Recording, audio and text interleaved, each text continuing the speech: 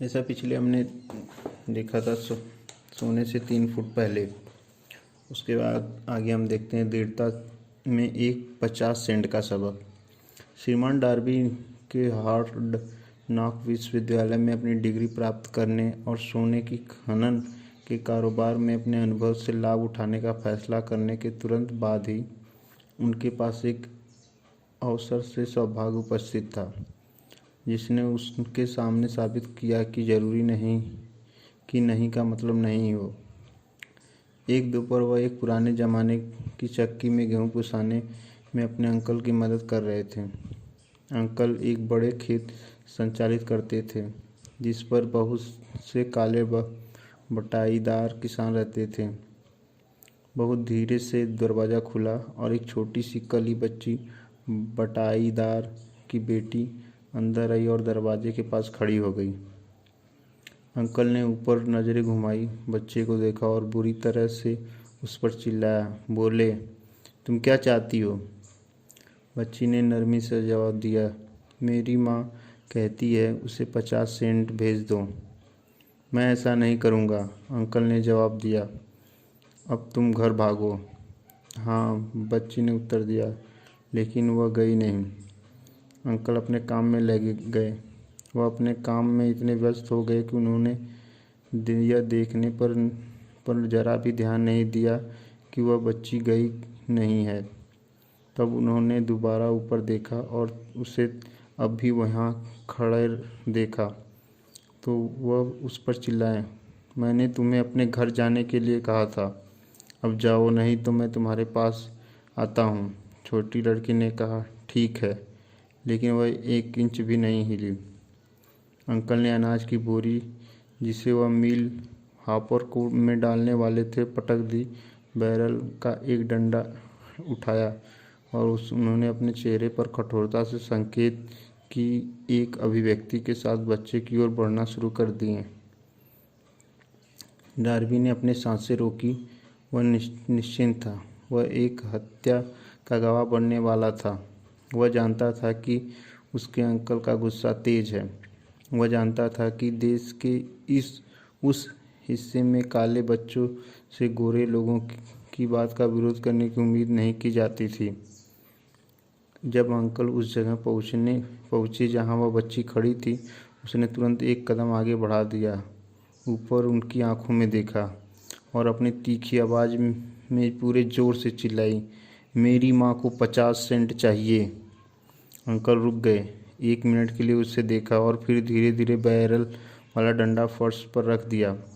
अपने हाथ अपनी जेब में डाले, आधा डॉलर बाहर निकाले और उसे दे दिया। बच्ची ने पैसे ले लिए और उस व्यक्ति पर से जिस पर उसने अभी अभी विजय प्राप्त की थी, अपनी आंखें बिल्कुल हटाए बिना धीरे से वापस दरवाजे की ओर चली गई। उसके चले जाने के बाद अंकल एक बॉक्स पर बैठ गए और खिड़की से बाहर आसमान में 10 मिनट से भी अधिक समय तक ताकते रहे, विस्मय से। उस भारी बहार पर जो उन्हें अभी मिली थी, वह विचारमग्न थे। श्रीमान डार्बी अब भी कुछ सोच रहे थे।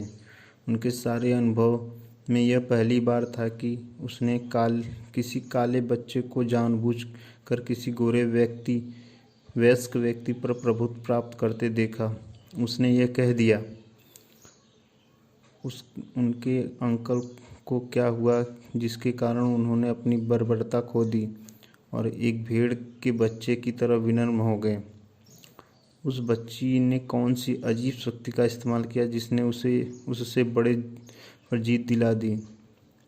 ये और अन्य इसी तरह के सवाल डार्बी के मन में चमके, लेकिन वह सालों बाद तक जब उन्हें मुझे यह कहानी सुनाई, उसका जवाब नहीं ढूंढ पाए थे। हैरत की बात यह है, इस अमान्य अनुभव की कहानी लेखक को उसी पुराने मील में सुनाई गई, ठीक उसी जगह जहां अंकल को अपनी भारी हार मिली थी। यह भी हैरत की बात है, मैंने 1 सदी का लगभग 1/4 भाग उस शक्ति के अध्ययन में समर्पित किया था जिसने एक अज्ञानी अनपढ़ काले बच्चे को एक बुद्धिमान आदमी से देखने में सक्षम बना दिया था। जैसे कि वह वहाँ पुराने मील में खड़े श्रीमान डार्बी ने असामान्य विजय की कहानी दोहराई और यह पूछते हुए समाप्त किया कि आप इसके बारे में क्या सोचते हैं? कौन सी अजनबी शक्ति उस बच्ची ने उपयोग की जिसने मेरे अंकल को पूरी तरह हरा दिया? उसके सवाल का जवाब इस पुस्तक में वर्णित सिद्धांतों में मिल जाएगा। जवाब पूर्ण और पूरा है। इससे किसी व्यक्ति को उस शक्ति को समझने, प्रयोग करने में सक्षम बनाने वाले विवरण और निर्देशों शामिल हैं जो छोटे बच्चे को अकस्मात मिल गई थी। अपने दिमाग को सजग रखें और आप बच्ची के भाव के लिए आने वाली बिल्कुल वही अजनबी शक्ति देखेंगे। इस शक्ति के बारे में जागरूक आपके पास पहले अध्याय में आ सकती है या यह बाद वाले अध्याय में आपके दिमाग में सूझ सकती है। यह एक अकेले विचार के रूप में आ सकती है या यह एक संयोजना या उद्देश्य की प्रकृति के रूप में आ सकती है। फिर से यह आपको विफलता या हार के आपके अतीत के अनुभवों में वापस ले जा सकती है और कुछ सबक सतह पर ला सकती है जिसके द्वारा आप हार के माध्यम से खोया हुआ सब कुछ पुनः प्राप्त कर सकते हैं। श्रीमान डार्बी को उस काले बच्चे द्वारा अनजाने में इस्तेमाल की गई शक्ति के बारे में बताने के बाद उन्होंने तुरंत एक जीवन बीमा विक्रेता के रूप में अपने अनुभव के 30 साल दोहराए और ईमानदारी से स्वीकार किया कि उस क्षेत्र में उनकी सफलता, जो कोई छोटी मोटी नहीं है, उस सबक के कारण है जिन्होंने उस बच्चे से सीखा था। श्रीमान डार्बी ने बताया, हर बार जब एक संभावित खरीदार ने खरीदे बिना मुझसे विदा पाने की कोशिश की, मैंने उस बच्चे को वह पुरानी मील में खड़ा देखा। उसकी बड़ी आंखें चुनौती से चमकती हुई और मैंने अपने आप से कहा, मुझे यह बिक्री करनी है। मेरी की हुई सारी बिक्री का बेहतर भाग लोगों के ना कहने के बाद ही हुआ था। उन्होंने सोने से केवल 3 फुट दूर जाने की अपनी गलती को भी याद किया, लेकिन उन्होंने कहा, यह अनुभव के वेश में एक वरदान थी। इसने मुझे जारी रखने सिखाया। कोई फर्क नहीं पड़ता चलना कितना भी मुश्किल हो, एक सबक जिसे किसी भी चीज़ के सफल होने से पहले मुझे सीखने की ज़रूरत थी।